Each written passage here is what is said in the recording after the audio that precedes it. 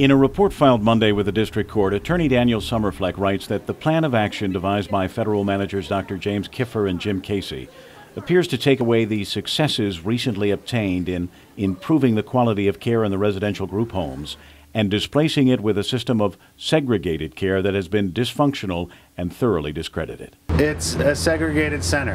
In other words, rather than going to public health like everyone else and receiving your services at that center, which would be in your own community and more inclusive, this takes consumers and says, okay, you've now got to come to the center to receive your services, rather than being able to say, I want to receive them over here. And by that, we take a large step backward. Another objection in Summerfleck's report to the plan of action is that the federal managers failed to seek out input from the mental health clients as well as interested members of the public when they devised the plan.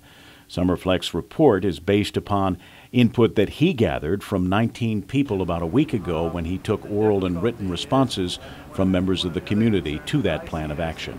Okay, we build this system up, and the judge says permanent injunction's over, system in compliance.